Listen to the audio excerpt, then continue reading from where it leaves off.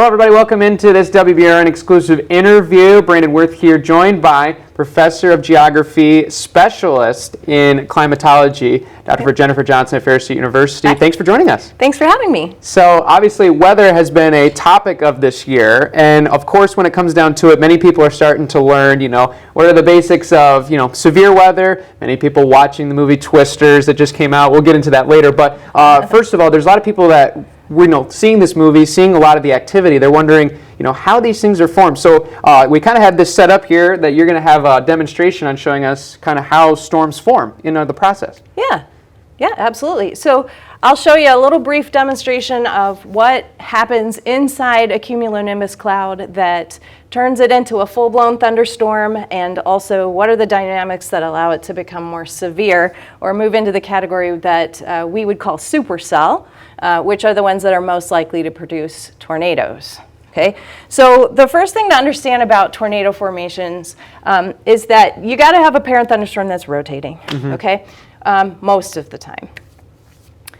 But we got to go way further back than that to talk about tornadoes, because this all really begins with when do we have an environment that's favorable for thunderstorms to develop in. Sure. And that can happen in a variety of ways, but the main thing we're looking for is that when you're building a cloud as tall as a thunderstorm, right? All clouds happen when you have rising air that's moving up into less dense atmosphere, which allows it to expand. And just like when you maybe spray a can of spray paint or canned air to clean out your computer, you feel how cold that can gets as the air coming out of it expands. Well, when we have air that's rising up from the surface, it's expanding in the same way and it's cooling down. And as it cools down, that causes the water vapor in the air to start to condense down into little droplets that then form the cloud. So the goal to form a cloud is you got to cool air down to form little condensed water droplets. But with a thunderstorm, you have to have that continue to grow, right? So you have to have a parcel of air, as we call it, that rises and starts to cool down and condense water quite close to the surface, and then basically it's going to rise almost all the way up to the tropopause, which is this kind of densest layer of atmosphere closest to the surface, because you need this really tall cloud in order to form a thunderstorm. So you have to have a situation where the air inside your thunderstorm has a very strong, what we would refer to as a lifting mechanism. So many times we're talking about convection. That means that it's warmer than the air around it and it's buoyant. It's like when you fill a hot air balloon with hot air and it's less dense than the air around it, so it rises. Maybe we heat the ground today and the ground heats the air over it and it's suddenly like a hot air balloon, it starts to rise. Maybe we have a cold front coming through. So there's colder, denser air kind of pushing in from the back. That's going to shove that warm air up aloft. So we have to have a lifting mechanism. We have to get this air parcel to rise, and we want it to keep rising, ideally all the way to the tropopause. So here's what happens as that goes on. We have our rising air. This is referred to as the updraft in a thunderstorm. And we want the updraft to continue to exist and to continue to push warm air into the thunderstorm in order for it to continue to survive. So at some point, as this air is rising, the cloud will start to form. I'm going to go ahead and just draw it right now all the way in its mature phase. All right.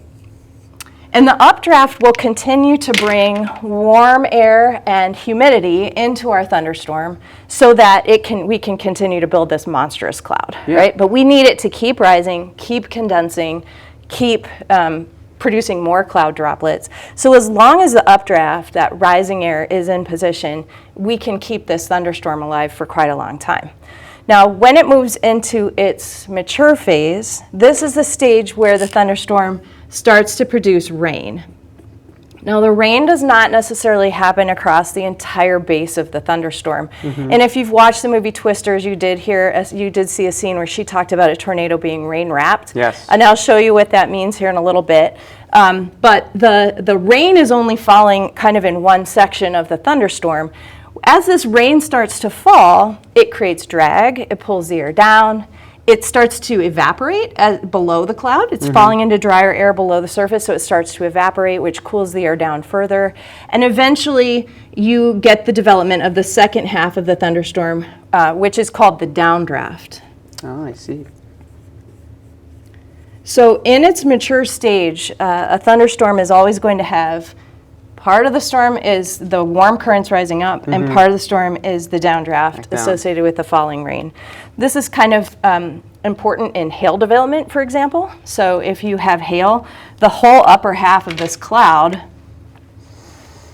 at some point, it might be 80 degrees summer day down here at the surface, but as you're going up, at some point, right, you hit a temperature of freezing, or 0 degrees Celsius, 32 degrees Fahrenheit.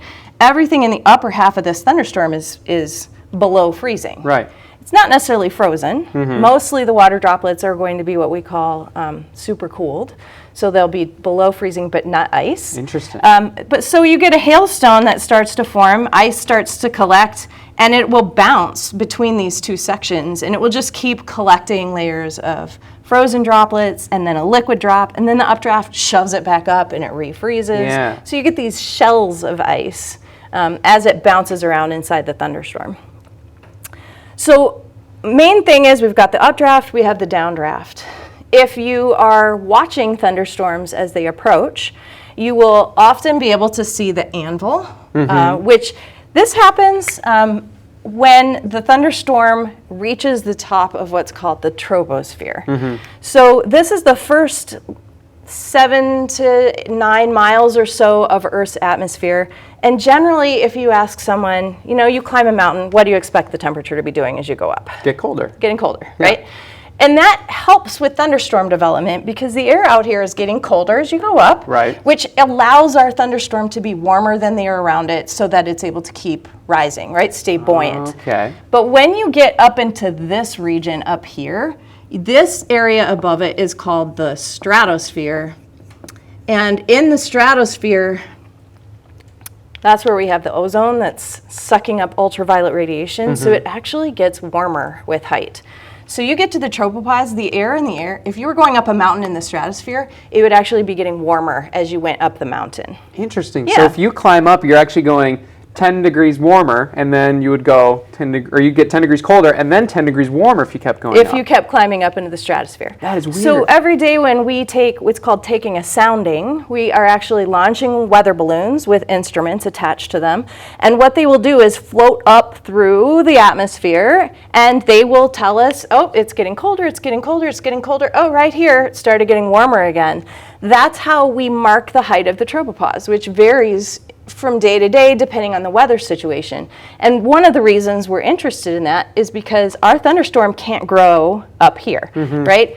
If your hot air balloon isn't warmer than the air around it, it doesn't rise. Right. Well, when it gets up to this height, the air around it is too warm, right? And this is what we call a cap. So you hear them talk about this in the movie Twisters too. Will it be able to break the cap, right? We may have caps of warmer air lower than this, but the thunderstorm has to be able to continue to grow.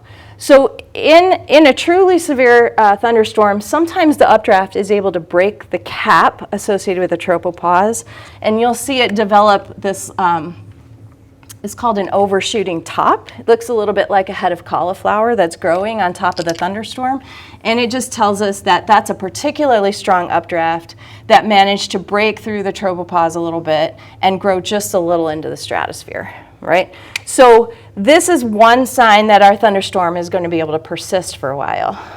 Now, any student who's ever taken a class from me has heard me say that rule number one is Mother Nature can do whatever she wants. Right? There's no hard and fast rules. You're not necessarily going to say, oh, there's an overshooting top, it's for sure going to have a tornado. But it does indicate that perhaps that thunderstorm might be strong enough to produce some large hail, for example, and potentially tornadic activity later. So if we come back down to the front of the thunderstorm and we look at what's happening with this downdraft, have you ever been out spending the day outside and there's a thunderstorm like approaching? Maybe you've been watching it on the horizon and you think, oh, it's probably going to get stormy later. Can you think what it is that happens that clicks in your brain? I better pack up my stuff and go inside right now because it's about to let loose. Some people, I think, would say that it would be looking very dark in color. It looks Okay. very tall. Some people can say they can smell it's coming, which, is that what you're getting to? Is they can smell it coming? Smell it. So what often happens, if you've been outside and all of a sudden there's this huge burst of wind, knocks over your picnic umbrella, blows stuff off the table, and usually you can smell rain on that. That's because you've just experienced the leading edge of this downdraft. That's the cool air that has descended out of our thunderstorm. It's pushing out ahead of the thunderstorm, and it's pushing out into this warm air of this beautiful summer day you've been enjoying. And it kind of sweeps ahead of the thunderstorm. That's what we call the gust front of the thunderstorm. And because it's cool air, it can lift warmer air above it, and sometimes you can get what's called a shelf cloud, that kind of an extension of your parent thunderstorm that sits out here on the front of the thunderstorm, right above the leading edge. I've seen many really dramatic pictures, of shelf clouds, or sometimes if you can see the full thing, you might hear it officially called an Arcus cloud. But it's attached to the parent thunderstorm, and it's hovering right above the gust front. So usually if you see this shelf cloud, you look up, you see the upper part of the anvil. It might have some of the baggy, what are called mammatus clouds on the underside of it. That mean there's a lot of turbulence. These are all things that there's something headed for you that you should probably be paying attention to. Right. So if there's a shelf cloud rolling towards you, generally speaking, you can see in most photos of shelf clouds, you look underneath it, behind it, you can see all the rain that's happening. That right? precipitation. And it's that rain that's cooling the air, that's pushing out ahead of it, that's causing that shelf cloud feature to form above it. Okay, so this is kind of the basics of the mechanics of a thunderstorm. If we want, I don't know why we would want it to, right? But if we're looking for the right dynamics to tell us if this thunderstorm is going to become severe and potentially generate tornadoes, then we have to look a little bit further. We've got an atmosphere that's what we call unstable. The parcel is rising. We've managed to get it all the way up to the tropopause. We've built this thunderstorm. What are the things that are going to allow it to become potentially more severe? We start looking for what's called wind shear, which means that from the surface, as you go up, the wind is getting faster. So that's what we call speed shear. And the wind will be changing direction, which is direction shear. So if you don't have good changes in speed and direction as you go up, it's less likely that you're going to get the rotation that you need to make this thing become a supercell. So generally the step is we turn this into a supercell. So if I just kind of say, all right, down here near the surface, the winds are pretty slow. They're experiencing friction as they blow along the ground. And then as we go further up, there's less friction because they're not blowing through the trees. They're higher up, right? The wind speed increases as we go up, okay? So as a result of this, we can get this tumbling that starts to happen. I kind of sometimes talk about watching a little toddler who's just learned how to walk, and they're super excited by it. But their feet can't keep up with what their brains are telling them to do. Right? So sometimes their brains are like, go faster. Their heads are like, go faster. And their feet can't keep up and they trip, right? They take a header. So it's kind of the same thing here. Our winds are blowing along, and because we've got friction down near the surface, it kind of causes it to trip and start to tumble. And so we will end up with this sort of rotating cylinder of air like this underneath the storm. Now, as that tumbles, we have this updraft portion of the thunderstorm, and that updraft can grab it and tilt it upright. And now the rotation has been transferred to the updraft. So now we have an updraft that is also rotating, okay? This is what we call a mesocyclone, right? The mesocyclone is the rotating updraft. And at this point, the whole thunderstorm is classified as a supercell thunderstorm. If the updraft is rotating, then you have a much better chance of providing the rotation you need for the tornado to develop. Now, if a tornado is going to develop most of the time, it's going to be right here, kind of in this boundary between where them. the warm air is rising and the cold air is sinking. So you would get, generally the progression is you have a wall cloud that descends first, and then the wall cloud is frequently already rotating itself. From the wall cloud, you have the funnel that descends. It's called a funnel cloud until it's in contact with the ground. And then it is? And then it becomes the tornado. There it is. And sometimes the actual condensation funnel, visible funnel, it might not look like it's touching the ground, but if you look underneath it and you can see debris swirling around, Flying up, yeah. it's officially a tornado, even if it doesn't look like it's touching the ground. Yeah. Right? So, dynamics that help this to happen and live for longer. So when we start talking about, like in the movie Twisters, they were talking about they had this unusual outbreak going on, okay? So typically tornado outbreaks are associated with maybe a cold front boundary that's passing along, and you'll have tornadoes happening all the way from maybe Michigan down through Texas, like all along that boundary, because the whole cold front boundary has all of the right conditions to produce these things. But individual thunderstorms can also live longer, helped along by this wind shear. So if the wind shear is going so that it's so much faster up here at the top of the storm, you can actually tilt the whole thunderstorm, right? So the whole top of the thunderstorm becomes shifted this direction, which causes the rain to fall much further out. What will kill the thunderstorm is when the rain and all this cool air sort of takes over and spreads out, and it cuts off that updraft. So you need warm air to continue to be fed into the thunderstorm in order to keep it alive. So in a typical thunderstorm, that process might take like an hour, right? The average lifespan of a thunderstorm cell is only about 60 minutes. Yeah. Because as soon as it starts to rain, this cool air kind of takes over the base, it shuts down the updraft, the storm dies. Yeah. But in a situation where you have a lot of wind shear or fast winds up near the top, you can tilt it out so that the rain's falling way over here. But it's still going. Which is much further away from the updraft. Yeah. And that allows the updraft to persist a lot longer because the rain's like staying away from it, right? It's not shutting it down so quickly. Yeah. So when we're looking at things that we're trying to forecast if this outbreak is likely to produce a lot of tornadoes, we are looking at things. First, is the atmosphere unstable? Right? Is there good potential for our parcel to rise and build a cloud that goes all the way up to the tropopause? And we are looking to see the dynamics for wind shear here. So do we have change in speed as we go up, and do we have change in direction? Because if it's going this way at the base and it's going this way higher up, that's the kind of thing that also you're kind of blowing into your thunderstorm from different directions. That feeds and helps set up that rotation as well. So wind shear is super important to deciding if an outbreak is likely to become tornadic. Very interesting. This is so cool. I feel like I'm in a master class right now of learning tornadoes. But this has especially been a year that has been very significant in the state of Michigan, which I believe you're going to show us now why it has been so. Yeah, absolutely. Let's take a look. Now we can see why it is being classified as a record-breaking year. Some years it's a little bit difficult to sort out when it's been a really active year versus when we've just seen it more. And I think social media really distorts our sense of what's usual or not usual sometimes.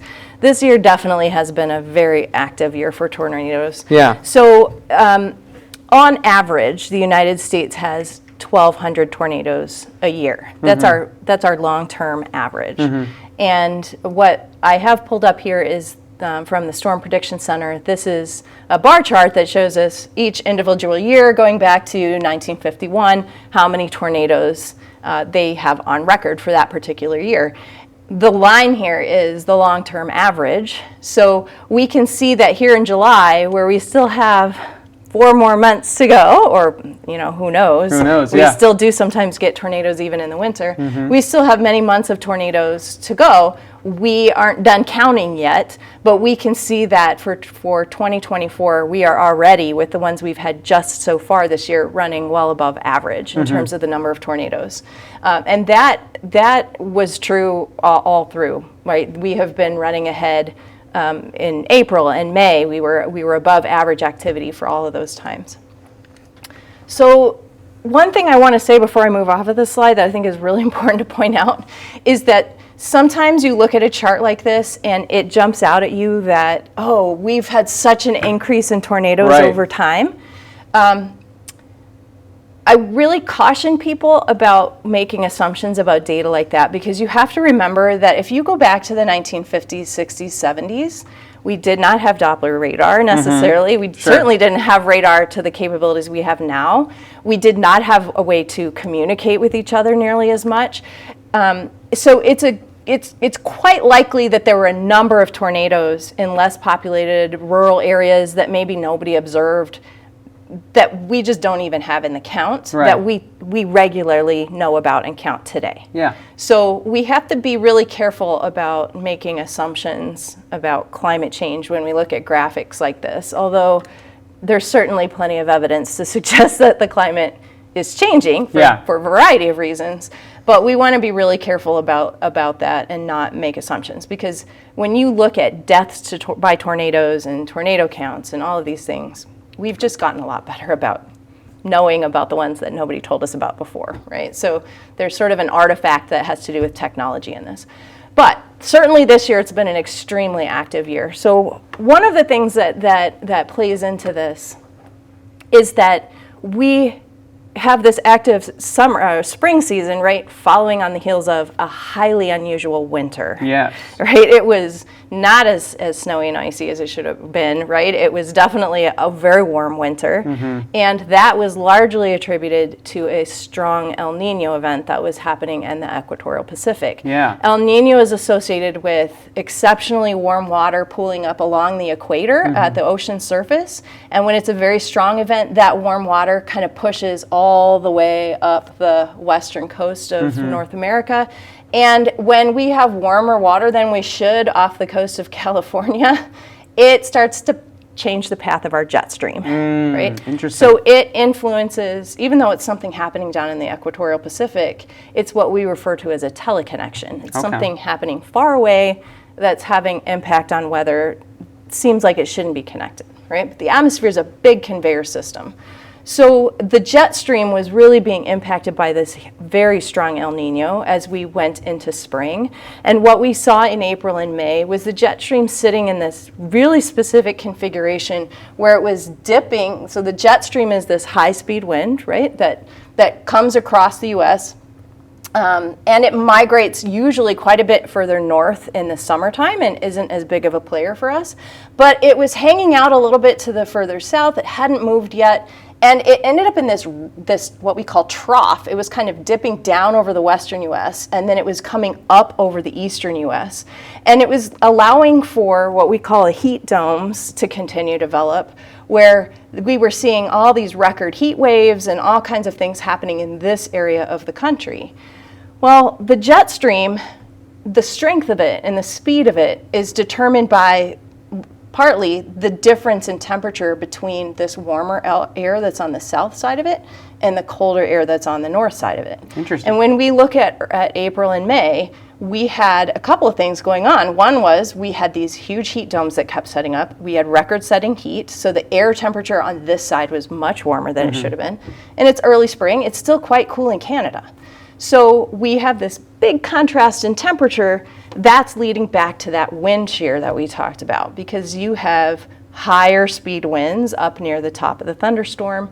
And when you have that dynamic in place, right? Yeah. You have what you need to create severe weather. Yeah. Additionally, when you have a trough like that, that coming out of the trough, kind of that region of the country where the warm air is colliding with the cold, is that's all the right mechanics for overall storm development for fronts.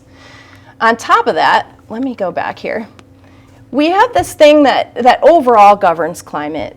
When we talk about the sort of general air masses or really large regional bodies of air that move in and govern our weather in different ways, the two main players with severe weather and cold fronts and warm fronts are the maritime, what we call maritime tropical air, which is very warm and humid, and it comes off of sort of the central Atlantic and the Gulf of Mexico, and it comes up through the south of the country.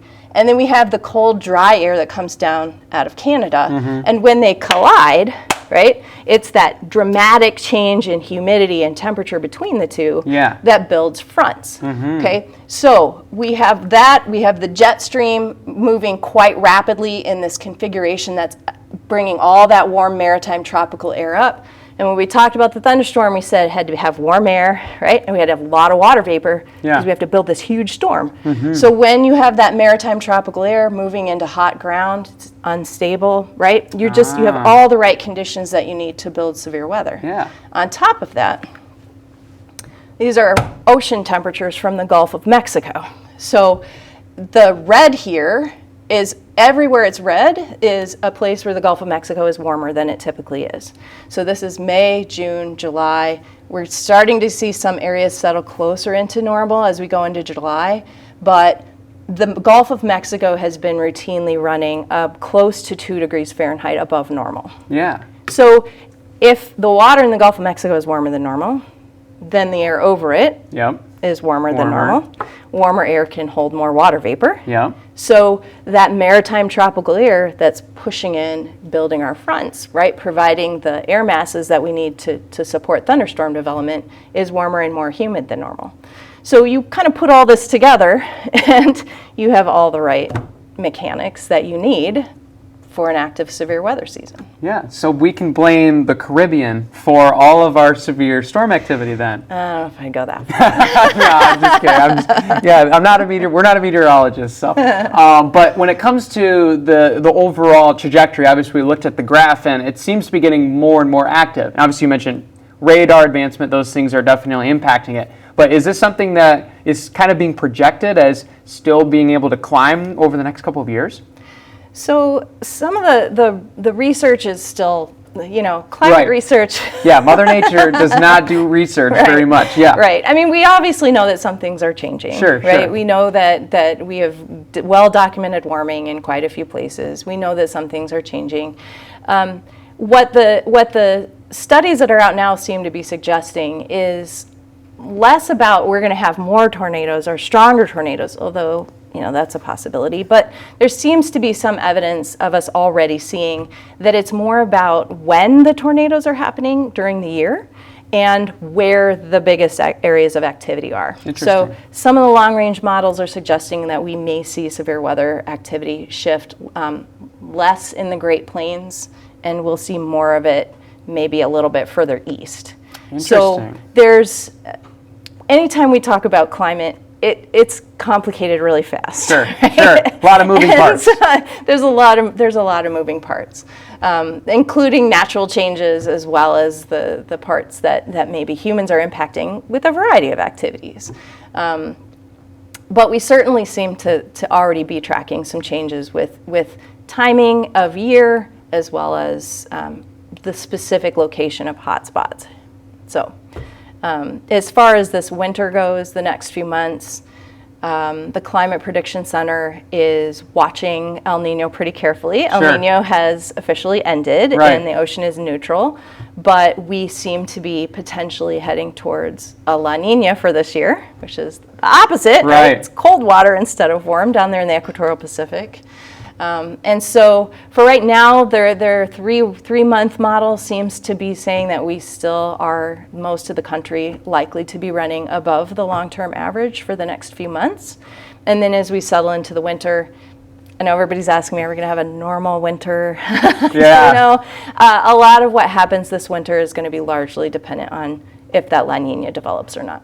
So it's just a little too early to tell.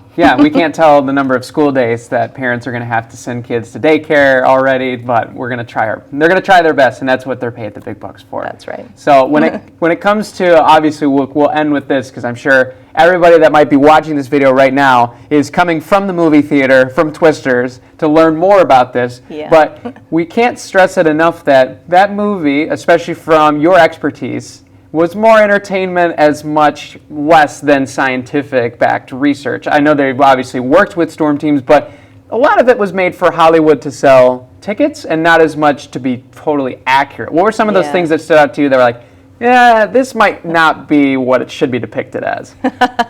I mean, right at the very beginning of the movie, she was spot on when she said that an overpass under a freeway is the worst place to go in a tornado. Right. And then I was just like so devastated when that's what they actually went. Don't go that way. Don't do it. It's human instinct to take whatever shelter is Right. available to you, but anytime a wind or a fluid of any kind is constricted, like a tornadic wind would be going under an overpass, it increases the speed. So it actually is quite a dangerous place to be. And if it does happen to pick up that overpass and drop it back down, it's really just not the place to be. So the best advice is, yes, get out of your car, which also would be hard to do, but you don't want it to be in it when it's getting thrown around and crumpled around you. But get out of your car and lay down in a low-lying ditch to give the winds the best chance of skimming over the top of you and to protect you a little bit from debris. Yeah, and not everybody should be a storm chaser as well. Now, there's obviously a lot more to go in. Even the professionals aren't able to interact and be able to understand as much as the average person. Yeah, unfortunately, amateur storm chasers have really caused some pretty major issues with the researchers in recent years because everybody's after the next big viral TikTok video or whatever.